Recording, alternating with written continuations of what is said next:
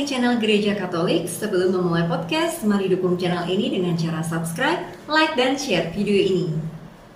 Tema podcast pada hari ini saya akan membahas mengenai mengapa kita makan dan minum tubuh dan darah Tuhan Yesus. Singkatnya, kita memakan tubuh dan darah Kristus karena Tuhan Yesus sendiri memerintahkannya kepada kita melalui para rasul-Nya. Tepatnya demikianlah perkataan Yesus. Akulah roti hidup yang telah turun dari surga.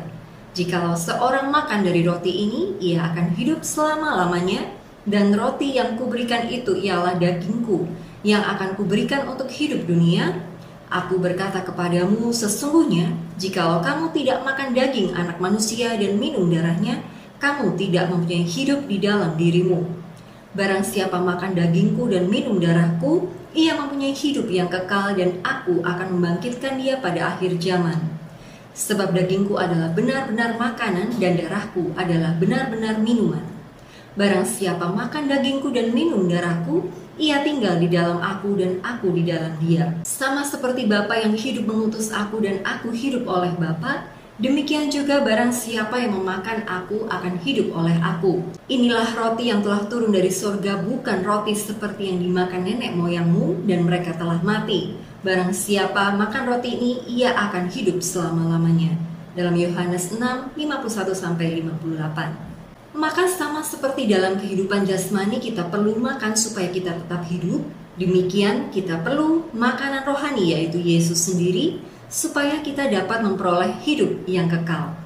Santo Thomas Aquinas sangat terkenal dalam mengajarkan semboyan Grace Perfects Nature, yaitu bahwa rahmat Allah menyempurnakan kodrat manusia. Maka kita kenal juga bahwa dalam kehidupan spiritual terdapat juga proses yang serupa dengan kehidupan kodrati, yaitu kelahiran rohani dengan pembaptisan, kedewasaan rohani dengan penguatan, makanan rohani dengan ekaristi, penyembuhan rohani dan jasmani dengan pengakuan dosa, dan pengurapan orang sakit atau perminyakan, perkawinan dan tahbisan untuk memaknai panggilan hidup. Berikut ini adalah beberapa hal penting yang disampaikan Yesus berkenaan dengan apa maksudnya ia memerintahkan kita agar makan dan minum tubuh dan darahnya. Yang pertama, Yesus sendiri lahir di kota Bethlehem, yang artinya adalah rumah roti, sejalan dengan identitas dirinya sebagai roti hidup.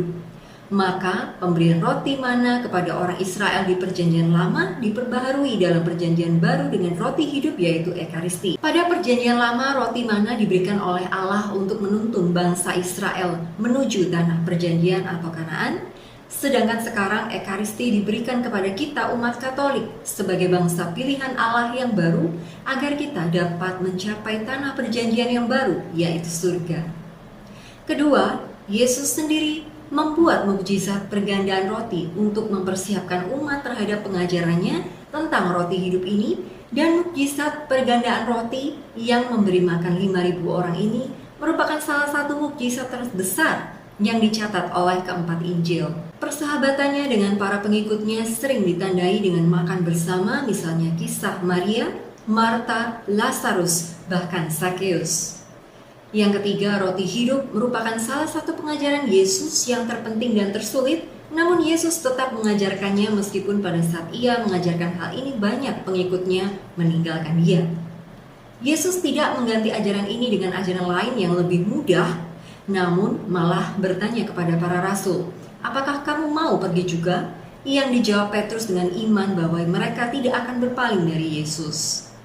Yang keempat, sebelum wafatnya, Yesus berpesan kepada para muridnya untuk melakukan perjamuan ini sebagai peringatan akan dirinya dan karya keselamatan Allah kepada manusia. Yang kelima, sesudah kebangkitannya, ia menampakkan diri kepada 2 orang muridnya dalam perjalanan ke Emmaus dengan menjelaskan isi Alkitab dan perjamuan ekaristi. Kedua hal inilah yang terdapat dalam Misa Kudus, yaitu liturgi Sabda dan liturgi ekaristi. Yang keenam, ekaristi atau memecah roti dan berdoa merupakan cara ibadah para rasul dan jemaat pertama. Rasul Paulus pun mengajarkan tentang ekaristi ini. Yang ketujuh, bahwa sudah menjadi maksud Yesus untuk memberikan roti surga atau mana yang baru kepada umatnya, dan dengan demikian kita akan tergabung dalam persekutuan dengannya sampai akhirnya kita bersatu dengan sempurna dengan Dia di surga. Kita melakukannya karena Tuhan Yesus sendiri memerintahkannya kepada kita, dan ini pula lah yang diterapkan oleh gereja sejak awal. Semoga kita semakin menyadari makna Ekaristi yang sangat dalam ini, dan oleh karena itu mengambil bagian di dalamnya dengan rasa hormat dan syukur. Demikian pembahasan mengenai mengapa kita makan dan minum tubuh dan darah Tuhan Yesus.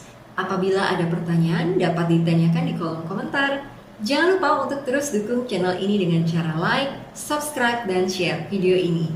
Terima kasih.